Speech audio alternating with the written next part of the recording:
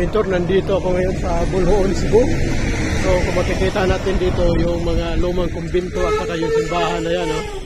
Napakaluma ng ano dito. Tapos dito naman yung kampana.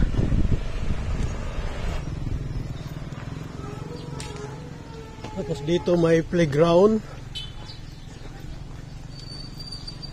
Yan po. At saka may Bantayog ni Rizal. At saka yung Bill.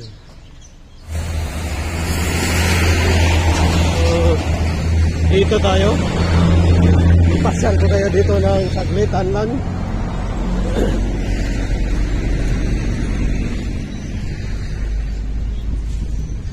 Meron mga playground dito. Tapos dito sa tabi ng dagat. Ganda ng dagat, blue na blue.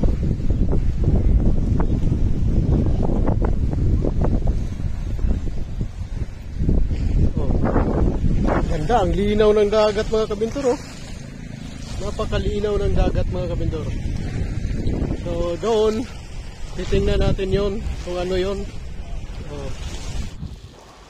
Yun mga kabintor, puntahan natin yun mga kabintor. Tapos dito naman makikita natin dito yung dagat nila. Napakalinaw ng dagat, oh. Tapos yung plaza. Tapos ano ba makikita natin dito. Dito pwede muna tayong katambay dito saglit. Pahinga muna tayo sa napakahabang biyahe natin.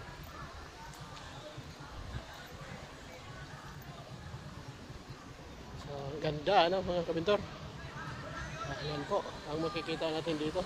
Tapos yung ano na yon, yung ano na yun, puntahan natin yun, papaliparan natin yung doon.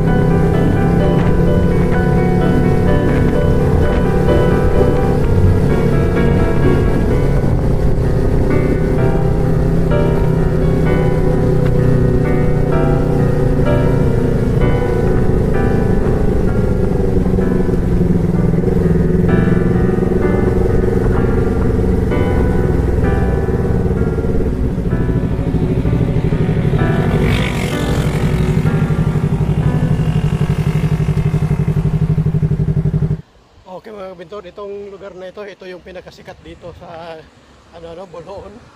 Sa wala namang tao dyan. Itingnan na natin dito kung gaano kaganda itong lugar na ito mga kabintor. Tapos maganda rito sa hapon o di kaya umaga. Tingnan yung bundok na yan, oh. Talagang inaano nila yan, binubuldos nila yan yung mga nakaraang mga taon para maging ganito yung kalsada na ito.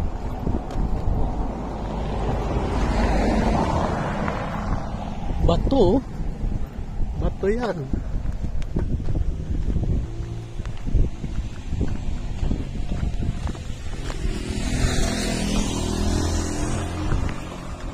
Uy, sir. Mahingod to. Ah, grabe.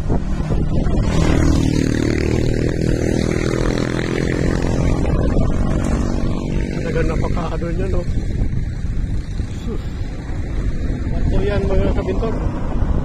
So nandun yung bayan ng Bulhoon, no? Pinakasintro ng bayan ng Bulhoon. Makikita nyo yung dagat ito, walang kadumi doon. Talagang hindi ka mahihiyang maliligo dito dahil napakaganda ng dagat nila. Oh. Hindi nalabo yung tubig na yan. So tuloy-tuloy na tayo mga kabintor. Pinakita ko lang sa inyo itong lugar na ito dahil sumisikat itong lugar na ito dahil dito sa formation na bato na ito yun na yan.